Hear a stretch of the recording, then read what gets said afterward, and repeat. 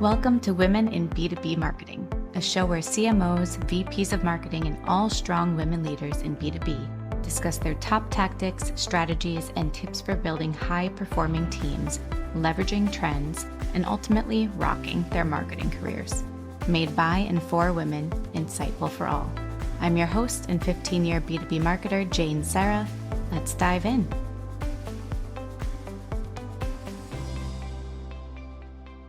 All right. Hi, everybody. Thank you for joining us for another episode of Women in B2B Marketing. I'm super excited to have a friend on this episode, the one and only Chelsea Castle, who right now is head of content and brand at Close. She's also in everyone's LinkedIn feeds, although probably a little less so lately because she just started this new gig a couple months ago. And I know both of us have been just heads down in the thick of things.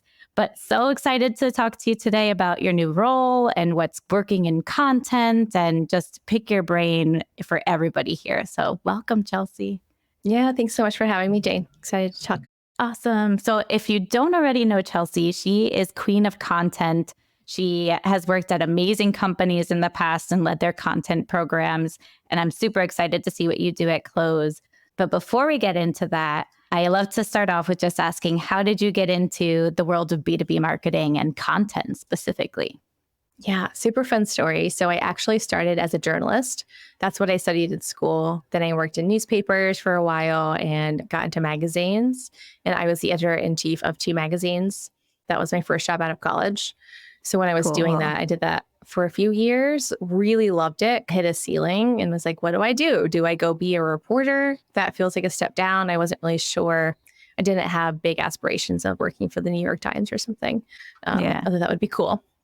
So I pivoted to the agency world. I worked in a marketing and branding agency for a few years, really loved it, understood their tech and email automation. And that was when my eyes were open to creating websites and that sort of thing. I led content strategy for all aspects of our client-facing digital team. So creating websites primarily in higher ed, cut my teeth a lot on branding there. And then I pivoted into tech and have worked at 4 or 5 tech companies. I started really big and keep shrinking from there in terms of company size and stage. And yeah, I worked at Chili Piper and Lavender, and now I'm at Close. So cool. Winding path. Yeah. How have you loved being the past 3 roles, including your current, in the GTM space, like marketing to marketers or sales teams? How has that ride been? I honestly love it in a really nerdy way. When I left Chili Piper, I was impacted by a riff. And I was like, okay, I want to do something different. I'm sick of speaking to sellers and sales and marketing. And then I found Lavender, which of course is a tool for sellers, for sales, even more targeted. And Close is also, we're a CRM and primarily for sales. So I just can't seem to get away from the sales persona. And now I just love it. I'm not really sure what it is. I think it's the people. And I think selling tends to have so many stereotypes and judgments for known reasons. But the people and the strategy and the methodology behind great sellers is just fascinating to me. I love psychology and understanding how we think and work from a sociological perspective. So that's probably why I enjoy it. It's fun. I wonder too, because you've been in this space for a good chunk of time now, this persona, your audience in and out. Also, you work so closely with sales, you know them firsthand as well. Do you think that's given you advantages to get more creative and deeper with the content you create? Oh, for sure. For sure. It's given me every single role too. I've been able to open my eyes and learn more, and learning more about sales, whether it's internally or externally, makes both relationships stronger, right? So learning more about how sellers work enables me to speak better to them, to create content that resonates. And then in turn, hopefully that makes me a better teammate as well, and understanding their world and understanding what they need and how we can best support each other. At Close, we also have ICPs in agencies and coaches. So it's actually been an interesting challenge to start to understand, okay, I'm not just inundated in SaaS sales. I have to kind of think broader. It's been, I'm just realizing this now as I say it out loud. It's been interesting to not know everything there is to know about our ICP. So that's been fun to have both. That's cool. New perspectives, like from a different product and platform that you're selling, and also branching out into different aspects of sales. Very cool. Yeah. So I think you said you're a little bit over 2 months into working at Close and heading content there. I don't think I've covered on the show yet, like a first 90 days episode. This could probably be a whole series and I'm sure it already is a whole podcast on first 90 days. But what do you, when you first, I know you had a lot of strategy in finding your next position and making sure it was a fit for you. If you look up Chelsea and other podcasts she's been on, she's talked about this before. Definitely listen in. If you're looking for a job, she gives great advice. And I think even has a template that you can use when you're evaluating different companies to work for in your job search. Huge. But I'm sure because you were so thoughtful and strategic in that process of finding the job, you probably are the same in your 90-day strategy. So what do you focus on when you first come in? And does it vary from role to role, or you pretty much have a template or playbook for that too? Yeah, I definitely don't have a playbook. It very much varies. For example, when I was at Lavender, I was a solo person. I was hired as just being the one point person for content. And I was on a team of 4, did not have direct reports, had a lot under my purview. I was wearing many hats, so it was very different. Yeah. And here at Close, I'm leading a team and an IC. So I'm not used to being a middle manager, to be frank. I've reported into the CEO for most of my career. And I have been like that player coach, although I need to think of a cuter label for that. I'm used to I'm being sure you'll the come leader. up with one. Yeah, I'm used to being the person leading and executing. Here it's different because I actually have a marketing leader, which is wonderful. I'm sure you're familiar with that. It's just really wonderful. Yeah. I'm just adjusting to that. So when I look at my 90 days, I created a very structured plan, put it into Asana. So I had a section for 30 days, 60 days, 90 days. And my advice is to learn from my mistakes and not bite off more than you can chew. Yeah, seriousy. I tend to have eyes that are bigger than my stomach, metaphorically speaking, where you're so excited, you want to do a lot, you want to achieve a lot, you've got all this energy and fresh ideas because you have fresh eyes on everything. And we can't do everything. And if you over index, then you'll end up doing nothing, or at least not a whole lot. So I've had to pare down my list of all of my goals for 30, 60, 90 days. I also learned to have some key deliverables as much as possible. It's easy to say, oh, I want to dig into historical content data. That's great. That's important. That's necessary. But to what end? What are you going to do with that?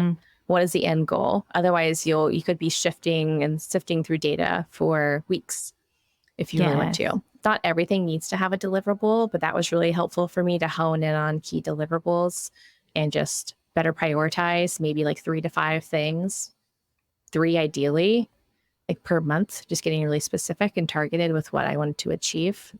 And then I organize it in 2 buckets. So when you asked about if it varies per role, and for me and my type of role, I really focused on building rapport, team building, so like my own team, and then what can I do early on to make an impact in terms of like getting something out the door, to give an example of your work. Yeah. And then, start to build rapport within your team and cross-functionally. And then for me, because I have a team 4, or I guess 3, 4, including myself, really focusing on like how I support them and start building trust there as well. So those are like the 3 buckets I focused on outside of my key deliverables. Yeah.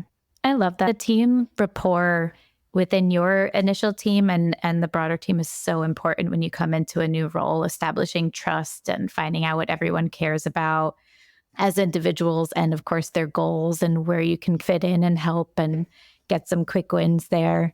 So I love that you think about that from just a human perspective, right? I think a lot of the books and all the advice out there in first 90 days is very strategic and tailored to the impact side of things, which is so important. But the human side is never really discussed, even like with hiring managers and the C-suite, right? They're asking you, okay, this is the target for the goal. Is this accurate? What do we need to adjust to? How are we pacing to the goals? But really, in the first 90 days, there's so much more of the behind the scenes human side and building relationships and connecting with everybody that I really wish was highlighted more from a managerial perspective versus like the hard numbers that we all tend to focus on. Oh, yeah. That's such a good point. I would love to learn, like, how did you implement that sort of perspective into your first 90 days? Because you're also figuring it out. So I'm about the same. I think we started around the same time. I'm almost 2 months in at Daxtra. And it's the same. I think I love that you are so thoughtful and organized. Like I want my brain to work the way yours does, Chelsea.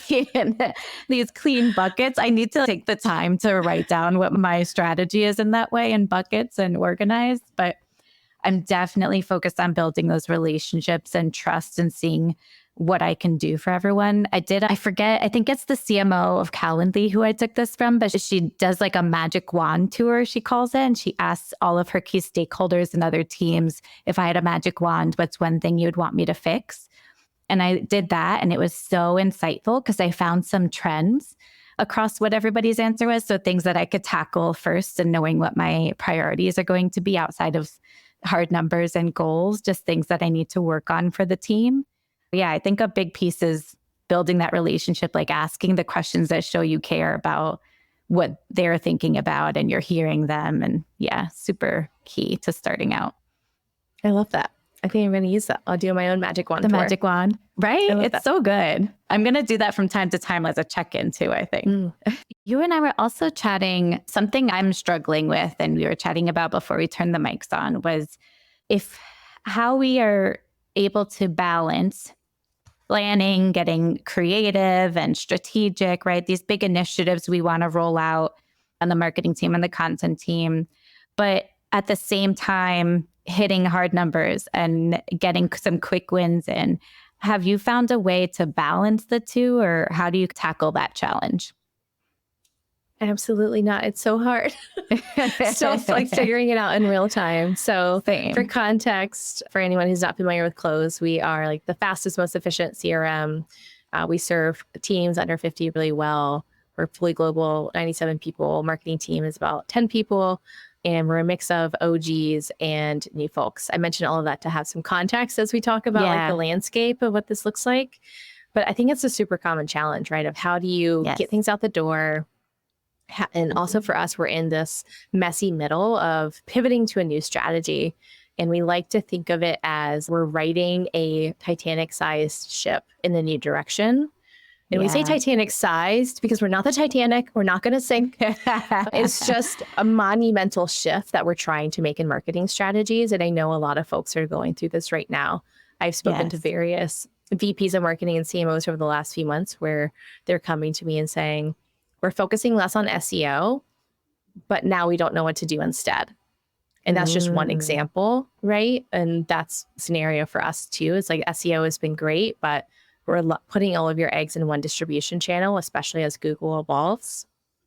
And it's becoming primarily a zero-click channel. And by that, most results don't end in a click. So you're putting a lot of effort to show up, but it's not going anywhere. It's not going back to your website. So now the kind of going on a tangent there, but it's just this idea of everyone's probably facing this in various ways.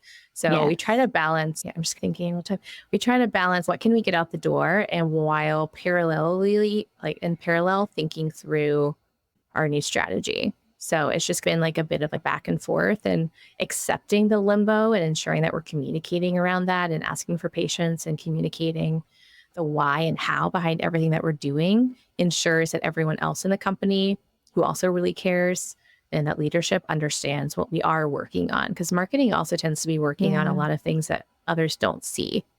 There's a lot of unseen work. So it just looks like we're not doing a whole lot. But when you're trying to make a monumental shift, you need some buy-in for patients in what you're working on and understanding that we operate in the crawl, walk, run structure. And that has been really helpful, I would say, in terms of like, there is one clear answer to this question, getting buy-in, communicating what you're working on since it can be unseen, and then operating in a crawl, walk, run, fly. That's been a new addition. Crawl, walk, run, fly. Crawl, walk, run, fly, and start to give people a taste of what the walking and crawling and running, what the flying is going to look like, even though you're still crawling, if that makes sense. I love that. And I feel like you're in my head right now because I was just talking to my husband before I got on this call about how I need to have kind of a buy-in call, an alignment call to be like, okay, we need to do all of this cleanup first. Got to have a little patience with me as we get all of these other big BHAGs out the door, like lots of things we want to get going. And we can get some quick wins along the way. But the bigger things, we need to like set up a few things strategically and clean some things up before we can get there. So I think it's smart to have that kind of alignment and get that buy-in, ask for patience, but give them a preview of to the flying. That's a really good strategy there. Mm-hmm. Very cool.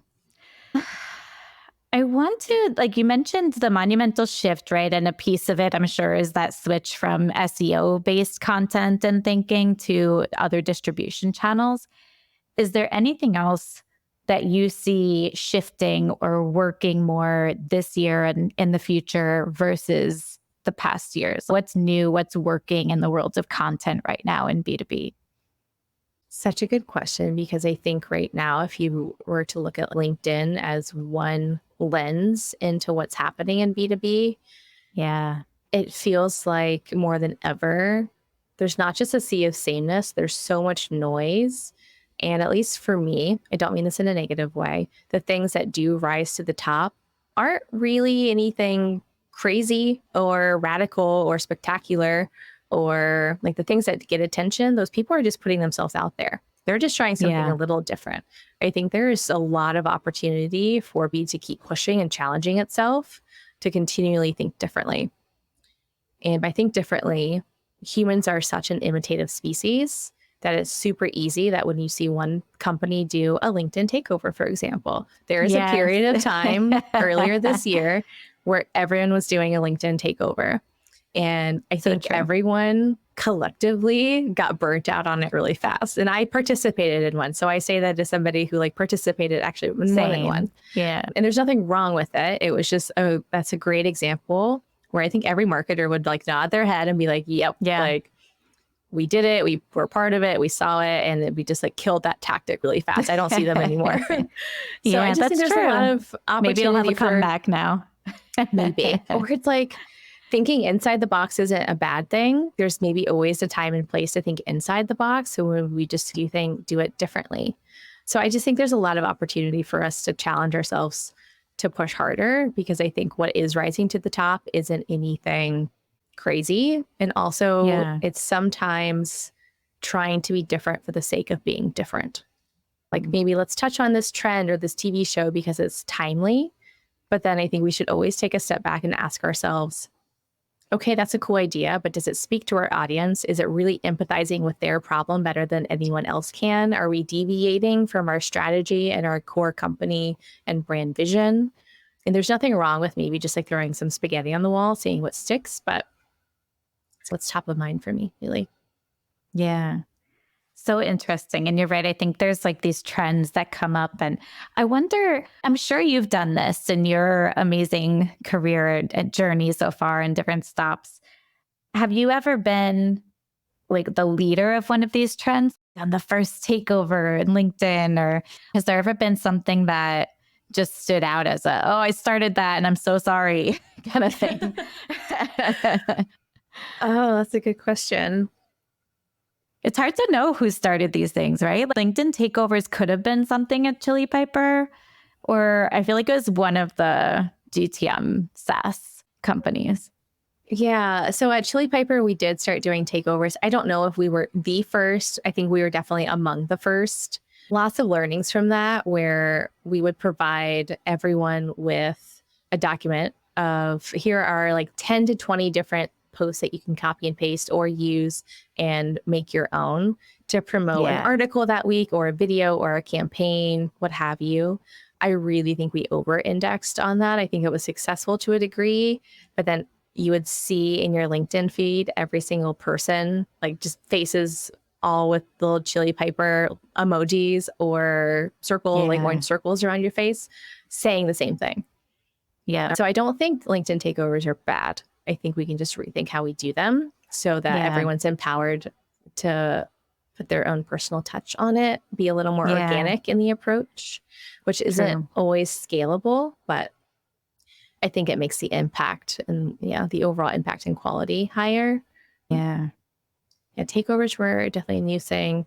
I do think at Lavender, we did a lot of like events. So our big thing was like to zag when everyone else zigs.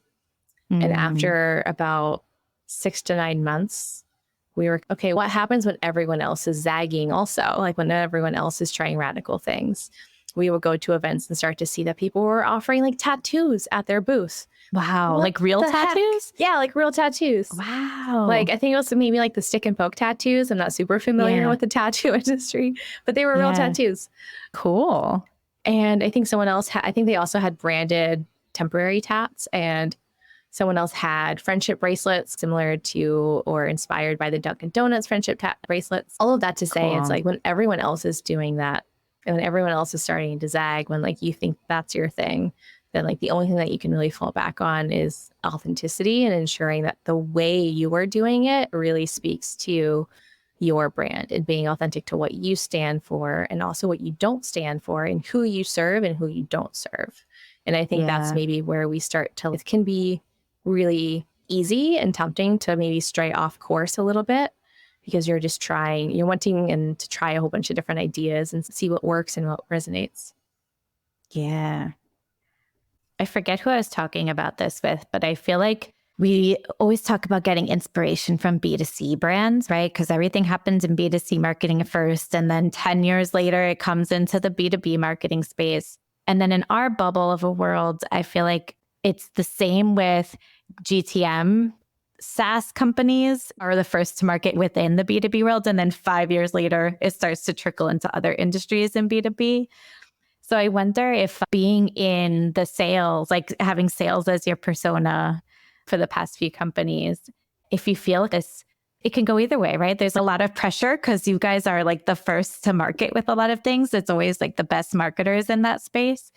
And if it's also just exhausting, or if you go look at the B2C world for inspiration, since you're the top of B2B, there's not really another sector to look at for inspiration inside B2B. Or what do you think on that? There's a hodgepodge of questions. Yeah, no, it's interesting. I've always been a big believer in thinking out of industry, whether it's B2C or something else. When I was at the marketing and branding agency, our core persona was higher ed. So we were literally doing branding for what's probably the hardest industry to do branding for, or at least one of. Colleges and universities, where literally every single one is the exact same. Like they all do the same thing. Very little differentiation. They all think they're differentiated. Like our campus has this, or we are cool in this way. And they all do have very unique stories, but it was super hard to really distinguish how they're different and how you tell their brand story differently. So I mentioned that to say that since then, I've been wired to think, just get inspiration from every other industry and see how they're doing things. I think a lot of it has to do with intuition and instinct. We don't talk enough about instinct in marketing, which is really interesting. That's something I've just been personally thinking about a lot in terms of, like at Lavender, we had an idea of our brand and we had some examples of it and we were able to play. It was almost like a sandbox. We were able to just play in the sandbox of what else stood out and really get inspiration from e-commerce. That was like, even for our PLG motion, we got a lot of inspiration for e-commerce. Rambling a bit there, but I've always been wired to think about other industries. We actually just got something, my husband and I just bought this like mattress pad that cools and heats. Oh, cool. And I was taking pictures of the whole box process because it was like, start here, open here, slide this, stand vertically. And I just love those little like touches so much just in the physical product packaging that it was just giving me nothing specific, but just thoughts and inspirations. I'm a big believer in getting inspiration from everything in life, like the tip jar at the coffee shop. I don't know. It's like we make these jokes of, oh, I did this today and here's what I learned about B2B SaaS. Which is, but also that's LinkedIn and it's fun to get inspiration from around the world. I had an idea for something we did at a lavender event, and it came from like a fiction book that I read. It's just like we should get inspiration from Wow. everything, not just Yeah. our own circles. And that keeps it fun, right? If we could, that's one thing I think we're struggling with, or I feel this a lot in different marketing circles. Like the whole less is more thing is still, I know that's so 2023, but I still feel it in 2024. And if it's we need to just inject more fun and maybe carve out for our teams something like, think of one play, like you were talking about playing in the sandbox and being able to just play around. How can we encourage that with our teams more on a regular basis and bake that into 10% of our time playing and coming up with new ideas and new, just fun outside of the box ways to think differently, as you've been saying? I love that. I think one thing that maybe folks can borrow is we just started doing bi-weekly optional brainstorms as a marketing team. Because Love it. what you just said can also be really hard to foster in a remote environment. Yes. Especially for us, we tend to really under-index on meetings and focus heavily on deep work. And we don't just say it, we actually do it. Wow. But how then do we it's do hard. that? It's hard. It can be hard because you build rapport and connection when you get to talk to somebody. And when we're not communicating maybe as much in Slack or as much in meetings, we still do, but we just try to focus on deep work. So we started these bi-weekly optional brainstorms where it could be that time where we just get together. It's optional. You can hop in and hop out. And that's a time to do some thinking and brainstorming and then come to the meeting and talk to each other about your ideas. Because it's also hard to be creative on the spot. Like we're going to sit down and have a brainstorm meeting and you have to be like creative right now. Adam Grant talks about brain writing, where it's good to start brainstorming in a document and just write, here's that idea, how about this? And just like writing is thinking. So you just write and write. And then you can share those ideas. I love brainstorming. So I love this idea and I definitely might take that. I'll definitely take that into my team. But I've always had at least quarterly brainstorm meetings, if not monthly, just to start getting those juices flowing and check in on things. But I love the idea of like prep work, which makes it sound not so fun. But if you have a few thoughts or like what is it? Like a question that kind of gets people thinking or a problem that you want to tackle. And then everyone can start thinking beforehand and come with a few thoughts and ideas, and it gets the conversation started. So I love that brain writing, he calls it. Very cool. Brain writing. And yeah, you're right. I think someone else, I can't remember who, would talk about this idea of, sorry if this is inappropriate, but idea sex, where it's like somebody might have this idea and then there's like this idea that we're like not really sure about, but then it's not until you get together with other brains and start spitballing and then ideas can just merge, and that's how you get other cool ideas. So funny. I love that. I've never heard that term before, but that's so fitting. I'm always timid to say it. But it makes so much sense. It's so true. Yeah. Like just different ideas coming together. Yeah. I love that. Idea melding. Yeah, there we go. But it's not sticky enough, right? You need like a memorable term. Yeah.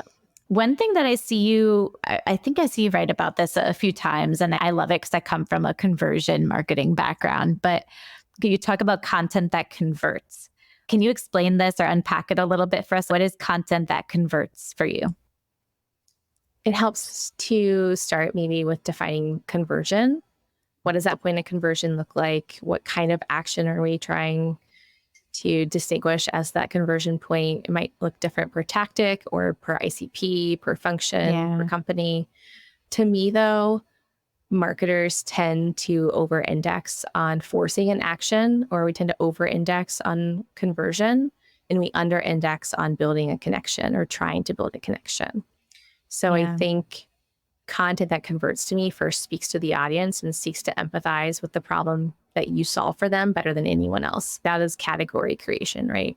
The people and the categories who win are the ones who can describe and empathize better than anyone else. And content has to do that. In order to lead to that conversion, you have to build that connection first. Especially in B2B, companies don't trust us. There's lots of studies that show us that. And companies who outperform their peers have public trust, and they outperform their peers by 400% if they have that trust. So if the dating before marriage like metaphor is super trite, but it's true, right? Yeah. Like you have to build trust and rapport and connection with an audience before you can force them to take an action. And I think the best way to do that is through content. Yeah. Is there any content that you see particularly working and building those connections, especially like at new forms of content, like you're talking about earlier with zero click and getting away from being so reliant on organic traffic and the SERP? Is there anything that you're seeing drive those connections and ultimately some kind of performance? And how do you measure it? Bigger question too. I'll say the second one. Yes.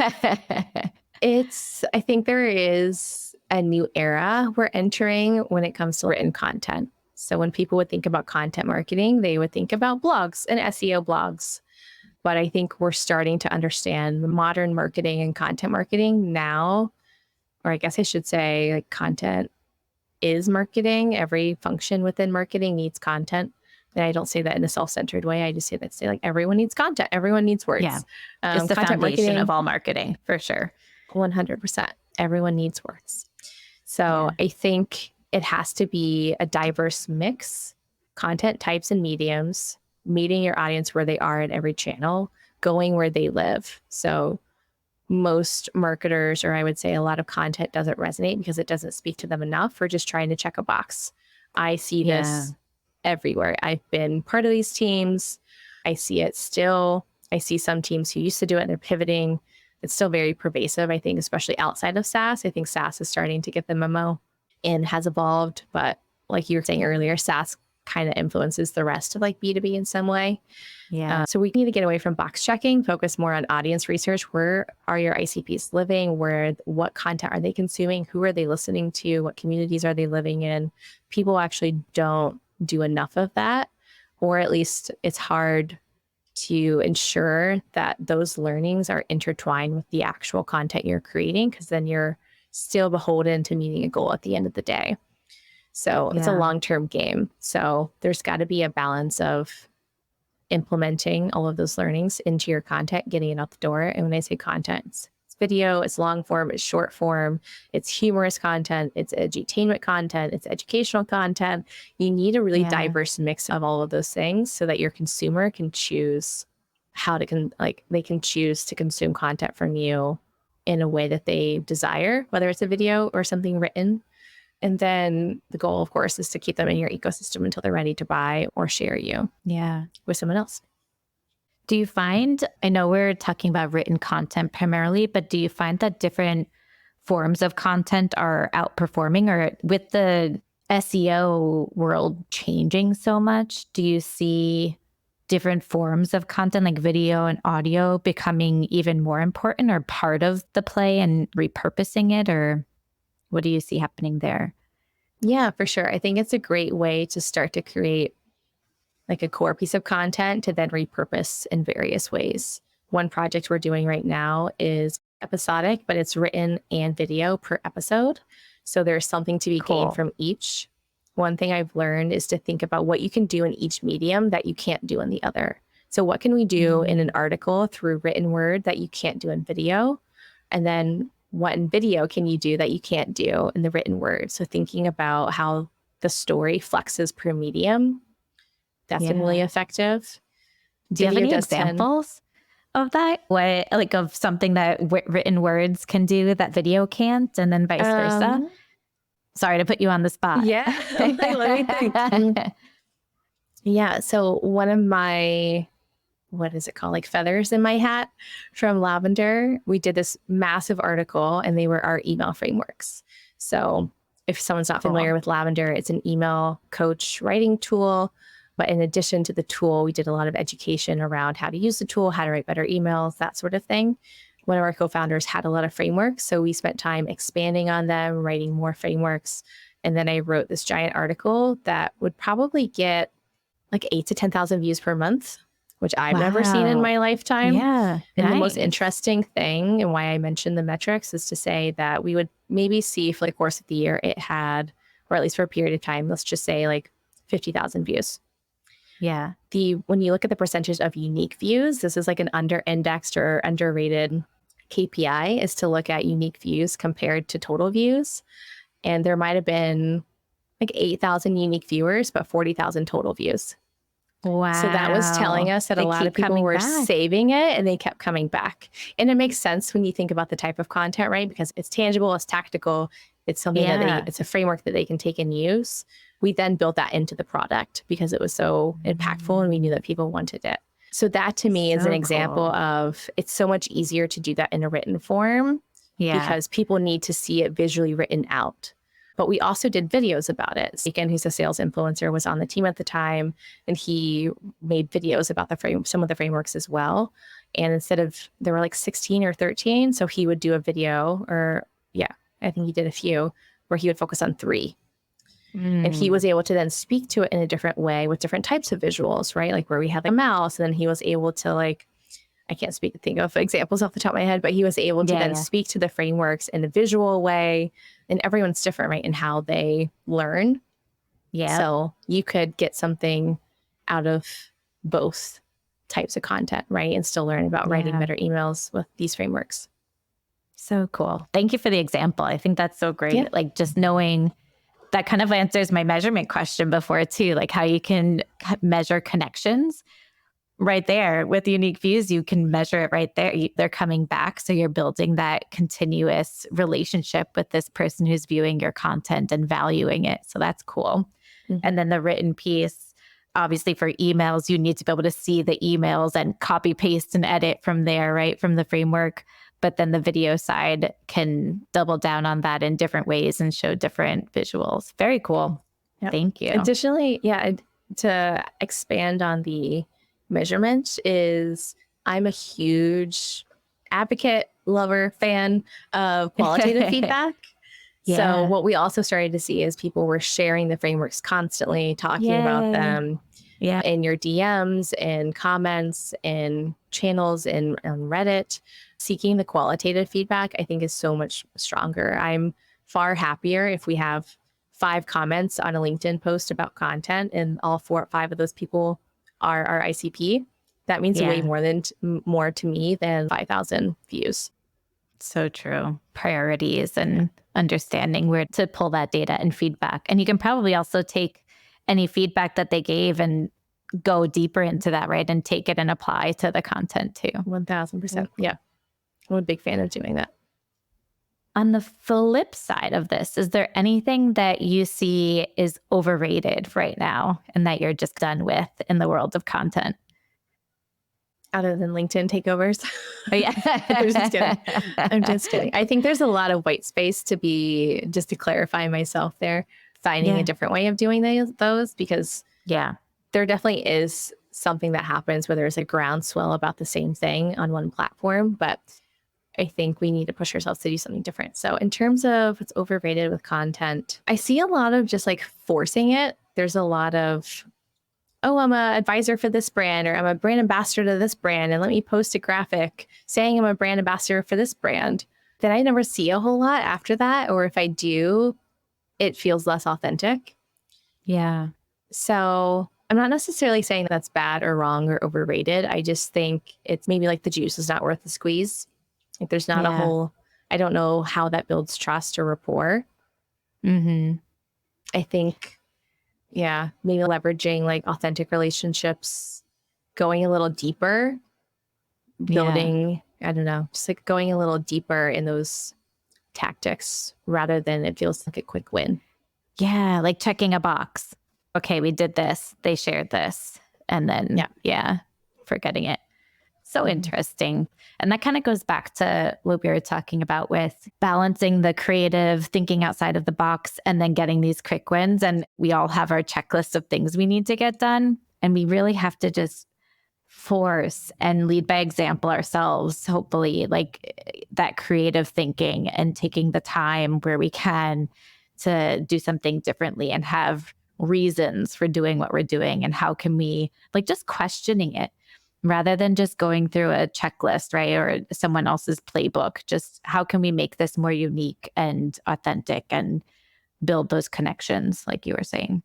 What is a career hurdle that's just impacted you? Something that either changed the trajectory of your career or just really made you realize what you wanted to do career-wise? Have you had a moment like that yet? I think I've had a few very different ones.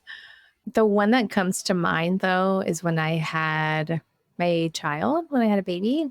Yeah. So I was at Chili Piper when I was pregnant. I actually had a miscarriage and then I had a baby. So Chili Piper was like, I don't know, always special to my heart for how they were able to support me through both of those big times in my life.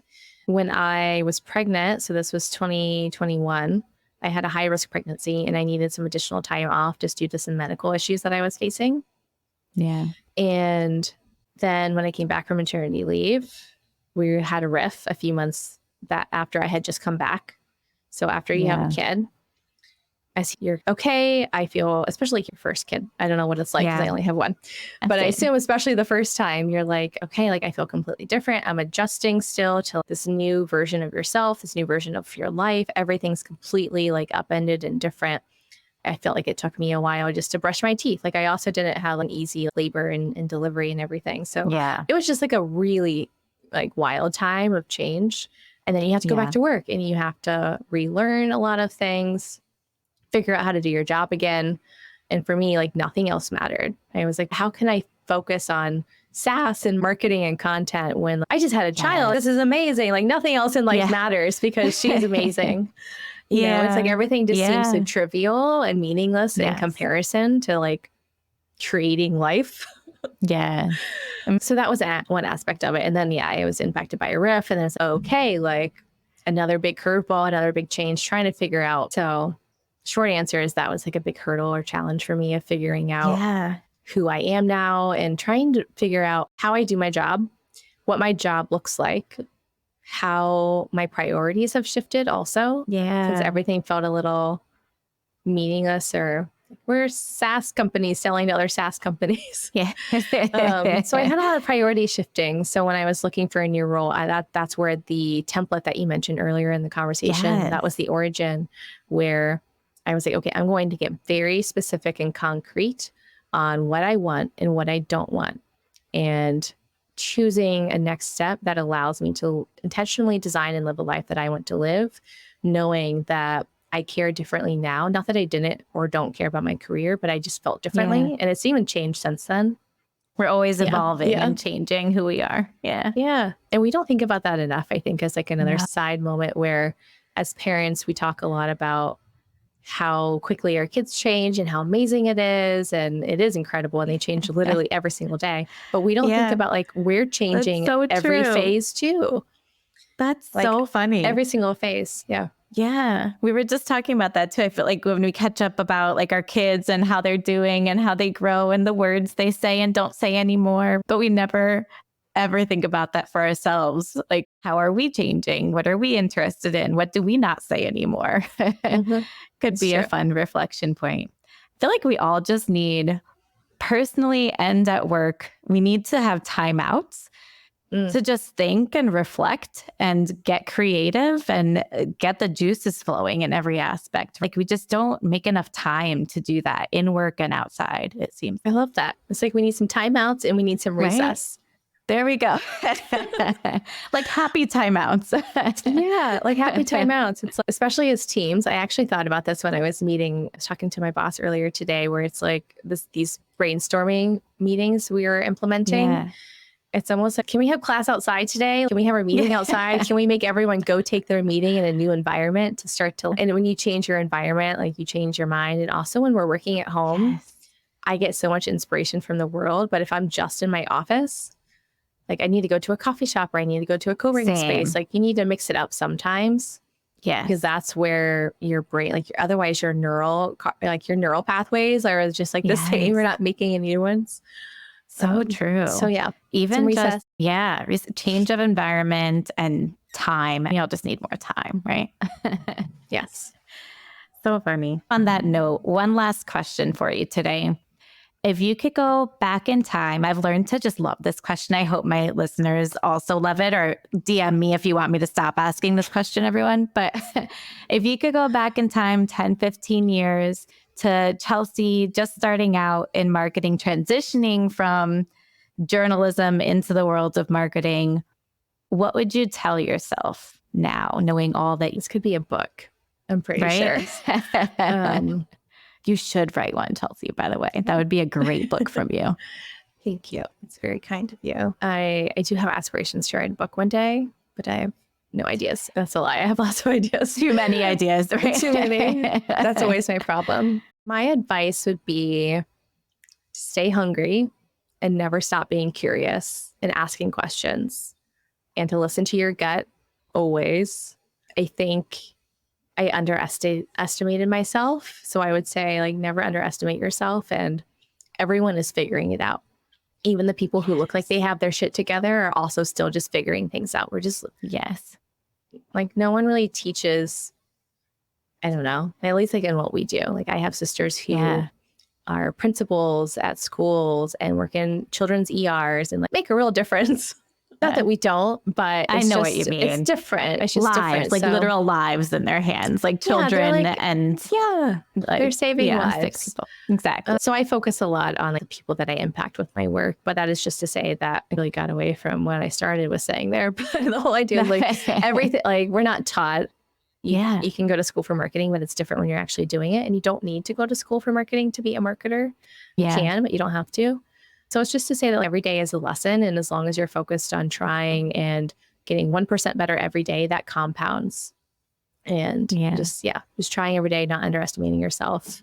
And I think the curiosity is the biggest thing, where as a journalist especially, and I think that's why some of the best marketers are former journalists. There's a lot of tenacity, like answer seeking, angle seeking, and storytelling, and just like always being curious. Yeah. And asking the right questions. That's so true. I wish that I went down that route and started in journalism. I think I would be a much better writer today. I definitely would be if I did that. You can always start. Yeah, writing. That's true. Yeah, you can always start. You're a really good writer. You write on LinkedIn all the time. And that's honestly, if anyone wants to be a good writer, you just put the reps in. There you go. Practice. So true. Yeah. Thank you so much, Chelsea, for being so open. I feel like you're just one of the really genuinely kind, authentic people. If you talk to Chelsea, what you hear on the mic is exactly who she is in person. She's so approachable, and you can talk to her just person to person. So keep being you, keep sharing you on LinkedIn and all of your tips and advice. And we appreciate it. And thanks for coming on the show today. Thank you so much, Jane. You're lovely. Thank you so much. Oh.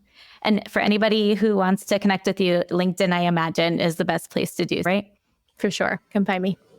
Perfect. I'll put a link in show notes. But thank you, everybody, for listening today. If you like the show, share with a friend, rate, review, whatever you can do to help us get in front of more people. So thanks, everybody.